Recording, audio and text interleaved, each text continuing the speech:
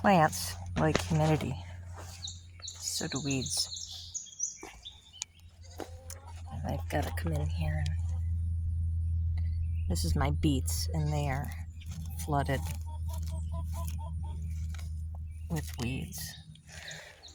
And it's been hot, so I'm not going to weed today. But I started weeding this morning at,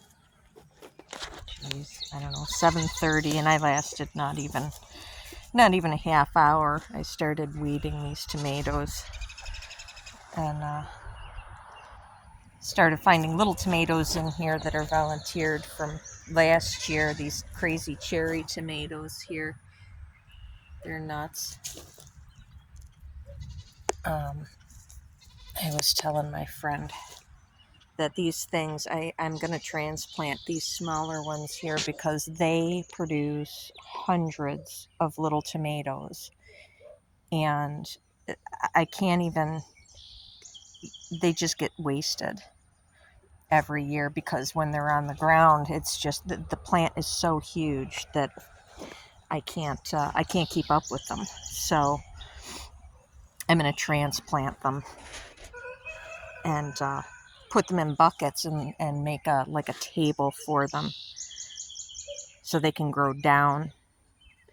But this is, I think there's like 23 Martino Romas here, and then I've got another maybe 20 Abes, and then in between I've got some peppers. So these are all of Brian's hot peppers, and I had them planted over along the side of the house. Gus, really? I had them planted alongside the house, but the stuff that I had in there really, I don't know, it just wasn't good enough for planting in yet. It needs more time to develop or something, I don't know. So I had to transplant all of these because they were all yellow and half dead, like this thing here. They were yellow and half dead.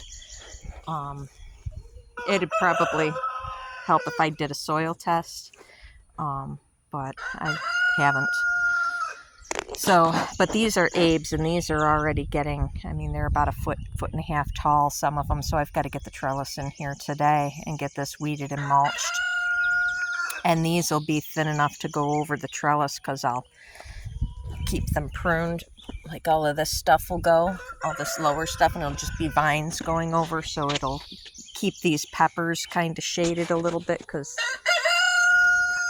peppers don't really like the blazing hot sun in midday. So it'll kind of give them a little bit of a break. But yeah, this here is all beets, and it's just all crab. It's all crabgrass because of this heat and this humidity. So it's the crabgrass just goes crazy with this stuff. So I got to work on that today. But this is all I've got as far as tomatoes. It's all tomatoes and peppers, and there's some cabbages, and I threw some radishes in along the tomatoes, things like that.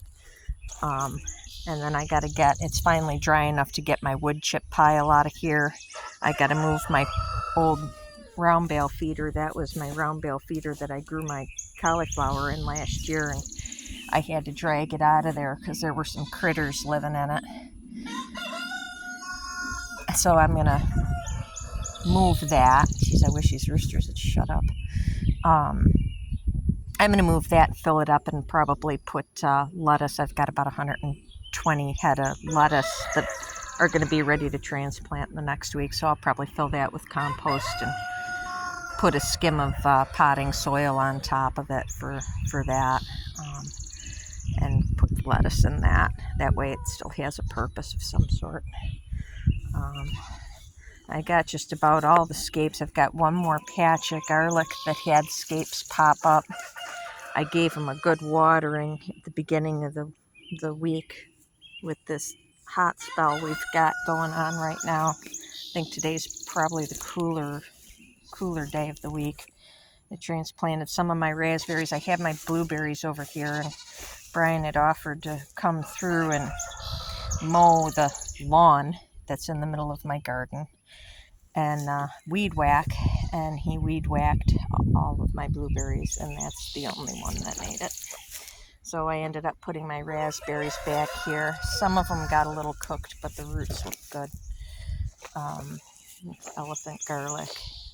It's Turkish red.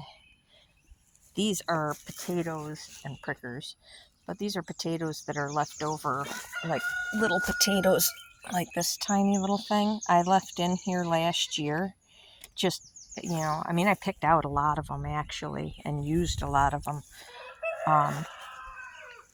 But I just left, I mean, it's not even the size of a quarter, and just left them in there, and then they started growing, and they are actually growing potatoes. So that's kind of cool. Neat little, I guess, unintentional experiment. This guy popped up. We're going to make an actual raspberry patch back here in this corner. I just got to keep it far enough away from the cherry trees. I got to get my cherry trees mulched. And this is the horseradish. This thing is just crazy this year. We didn't pull anything off of it. It's probably about 3.5, 4 foot tall now. It's spread. It went from one root, and it's probably spread out about 4 feet wide. So it's about 4 by 4. I think that's about as big as it's going to get, and I'm probably actually going to make a couple more patches of that, so Brian can use it. He wants to make horseradish. So, but I've still got these two. I got some weeding to do, but I still have, like you can see, I still have scapes on that popped up on the German white here just over the last couple of days. So I got to get these cut later today. What is today? Today's the 21st, June 21st. So these ones were planted, oh gosh, October 20-something, 26th, I think. So yeah, and then these scapes just popped up, and these are smaller. These got planted late, like in December. I'd started them in the house and got them rooted in the house, and then I put them out here in December. So these just popped the other day too. So I got to get out here and finish cutting these while they're still young and tender. They're easier to cook with when they're younger. There's some of them that look like they've been popped up and sort of hiding in there. But so yeah, these were planted in December, and those, yeah, the Turkish and the Polish, these were all planted in December. The elephant garlic and the German white, those were planted in October. So the German white's the biggest, I'd say, out of all of them, the tallest leaf. It's my first time ever really growing garlic, let alone this much garlic. Like I did a little bit last year, and it was a flop. This is my first year growing this many potatoes. I've got like a wood chips and compost over top, like there's finished compost underneath, and then I put wood chips up over top of that rather than mulching it with straw. So there's like, I don't know, maybe 200 plants right here, and I've